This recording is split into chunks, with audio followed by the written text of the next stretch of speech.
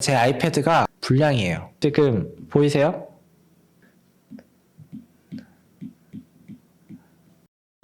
어머? 네, 안녕하세요. 감탄사가 나오는 것을 소개하는 어머의 다니엘입니다. 오늘은 아이패드 에어 4세대에 대해서 얘기해 볼까 합니다. 제가 이걸 구매한 지는 한 2달 정도 되었고, 아이패드 라인업이 굉장히 많은데 왜 하필 아이패드 에어 4세대냐? 저는 하루에 반 이상을 데스크탑 앞에서 일을 해요. 그래서 노트북도 태블릿도 활용도가 그렇게 높은 편이 아니라 가지고 프로는 진짜 필요 없어요. 도사양 작업을 할 일도 없고, 문서들, 이미지들 확인하고 그리고 몇몇 생산성 앱들을 구동할 수 있으면 되거든요. 그래서 사실 아이패드 8세대나 아이패드 미니 이런 것도 사양으로는 충분한데, 에어를 구매한 이유는 화면 크기 그리고 애플 펜슬 2세대를 지원한다 이렇게 말하고 싶지만 그냥 갖고 싶어요. 갖고 싶어서 샀어요. 어쨌든 제가 이걸 사면 그림을 그리겠지, 스케치도 열심히 하겠지 이렇게 생각을 했는데, 사실 사고 나서 한 번도 안 했어요. 그냥 애플 펜슬이랑 베젤이 없는 프로처럼 생긴 아이패드가 그냥 갖고 싶었던 거였어요. 그렇다고 그만큼 활용을 못하냐? 그건 또 아니에요. 있으면 편해요. 잘 쓰고 있어요. 제 영상까지 보시는 분들이라면 이미 아이패드 에어 4세대의 스펙을 다룰 때까지 보고 오셨을 테니까 제가 어떻게 잘 활용을 하고 쓰는지 말씀드리도록 하겠습니다. 첫 번째로, 회의나 미팅을 할 때 되게 편해졌습니다. 미팅할 때 노트북으로 자료를 공유하고 하면 화면 막 이렇게 돌려야 되고 막 그러잖아요. 그때 이제 이 아이패드를 사용을 하면 굉장히 편하게 정보를 공유하면서 회의를 할 수 있어요. 그리고 애플 펜슬이 있잖아요.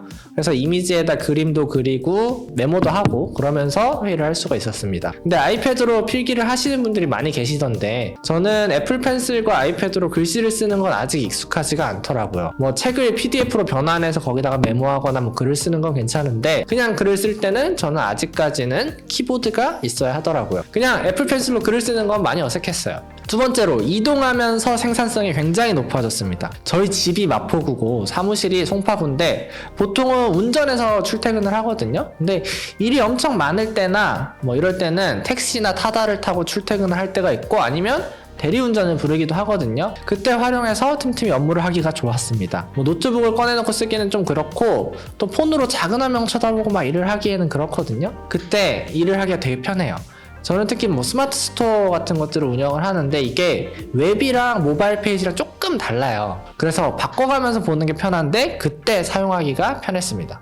그리고 가장 유용하게 쓸 때는 촬영할 때입니다. 제가 일 때문에 제품 사진을 찍을 일이 많아요. 그래서 촬영을 해야 되는 컨셉이나 씬들을 정리해 놓고 하나씩 체크하면서 찍는데, 그럴 때 아이패드가 상당히 유용합니다. 특히 노션이랑 조합이 좋아요. 노션으로 체크리스트를 만들어 놓고 체크해가면서 촬영을 하거나 레퍼런스 이미지들을 올려놓고 참조해가면서 촬영을 하니까 굉장히 편했어요. 그리고 영상을 찍을 때도 스크립트를 보거나 저희 팀과 내용을 공유할 때도 이 아이패드를 사용하는 게 굉장히 유용했습니다. 근데 이번 영상을 찍기 위해 이것저것 테스트를 해봤거든요. 근데 제 아이패드가 불량이에요. 비싼 돈 주고 샀는데 불량이 왔습니다. 제가 원고를 쓰면서 애플 펜슬을 다시 써보고 있었거든요. 애플 펜슬을 다시 써보고 있었는데 지금 보이세요? 저는 직선으로 그냥 왔다 갔다 하고 있는데 이렇게 선이 휘는 거, 여기가 이 바닥에서부터 한 5cm 정도 되는 그런 지점이거든요. 여기서부터 여기까지 5cm 정도? 5cm 좀 넘겠다. 어쨌든 그 정도 되는 지역인데 여기에다가 글씨를 쓸 수가 없어요.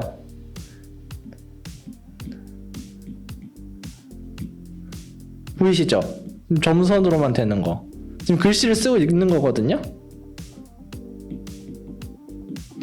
여기에다 직선을 그으면 자를 된 것처럼 이렇게 딱 직선이 그어져요. 이렇게 약간 스냅이 되는 것 같은 그런 기분이 듭니다. 제가 이거 산지 한 달이 넘었는데 지금 발견했어요. 사실 그림을 맨날 그렸거나 제가 스케치를 자주 했으면 일찍 발견했을 텐데, 이거는 애플 스토어를 가서 교환 요청을 해야겠어요. 그러는 김에 여의도에 새로 생긴 애플 스토어를 방문해 봐야겠습니다. 그리고 아이패드가 맥의 서브 모니터로 사용할 수 있는 사이드카 기능이 있잖아요. 근데 저는 이 사과가 빛나는 맥북 프로 15년형 13인치 이 사과 빛나는 거 영롱하죠? 네, 얘랑은 사이드카 기능이 안 돼요. 이제 그만 맥북을 바꿀 때가 되지 않았냐? 뭐 이렇게 외치는 애플의 목소리가 들립니다. 뭐 이게 소프트웨어적으로나 하드웨어적으로 안 될 이유가 없는 것 같거든요. 이게 바꾸라고 하는 건지 아니면 진짜 소프트웨어나 하드웨어적으로 안 돼서 그래서 지원을 안 해주는 건지 모르겠습니다. 혹시 정확하게 지원이 안 되는 다른 이유를 알고 계신 분들은 뭐 댓글로 정확한 정보 알려주시면 감사하겠습니다. 사실 아이패드 에어랑 프로랑 차이 나는 게 디스플레이에서는 진짜 손톱 때만큼 차이 나는 베젤 사이즈랑 그리고 60프레임이냐 120프레임이냐 뭐 그런 차이, 그리고 약간의 밝기 그런 차이인데, 저는 개인적으로 60프레임을 넘어가면 체감이 되기는 하지만 사용성에는 큰 차이를 주지 않는다 이렇게 생각을 하거든요. 차이가 느껴지는 건 알겠는데 그게 차이가 나는 거지, 그 차이 때문에 나 못 쓰겠다 불편하다 뭐 이런 건 아니라고 봅니다. 그리고 페이스 아이디와 터치 아이디의 차이가 있습니다. 저는 이거는 차이가 좀 느껴져요. 스마트폰이야 마스크를 쓰고도 사용할 때가 많으니까 터치 아이디를 필요로 하는데, 아이패드는 마스크를 안 쓰고 사용하는 환경이 저의 경우에는 훨씬 많거든요. 근데 터치 아이디니까 좀 불편하긴 했어요. 게다가 이게 위에 있어서 이렇게 그냥 들고 사용할 때는 괜찮은데 이렇게 옆으로 돌려서도 많이 사용을 하시잖아요. 근데 오른손잡이인 저의 경우에는 이렇게 돌려가지고 사용하는 거 이거 되게 불편했어요. 그리고 스피커도 프로랑 다른데 이게 촬영할 때 얘로 음악을 가끔 틀거든요. 뭐 조금 좋았으면 좋겠다 하는 마음은 있어요. 근데 저의 경우에는 에어팟으로 듣는 빈도수가 현저하게 많기는 합니다.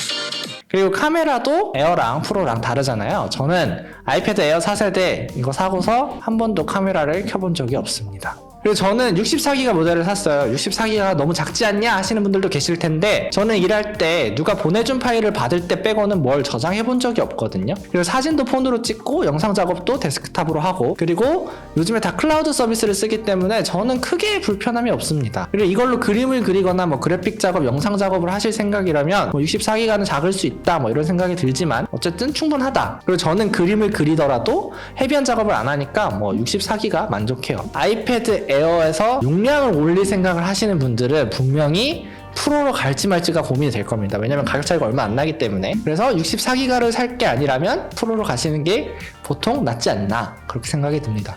그리고 아이패드 에어 4세대 리뷰라기보단 제가 어떻게 쓰는지 말씀드린 것 같은데, 오늘 보신 영상이 도움이 되셨다면 좋아요와 구독, 그리고 다른 컨텐츠도 기다리시려면 알람 설정까지 부탁드립니다. 다음에 봐요.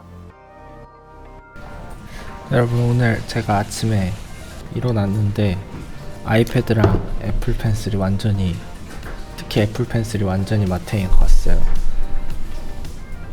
지금 보시는 것처럼 여기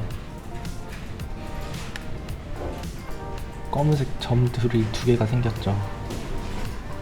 그리고 아이패드에도 지금 여기 보이시는지 모르겠는데 2개가 생겼어요. 검은색 점이. 그러면서 애플 펜슬이 완전히 먹통이 돼버렸습니다. 지금 보시면 그래서 애플 펜슬 인식은 되는데 아무것도 안 써져요. 결론은 난 둘 다 불량을 받았다.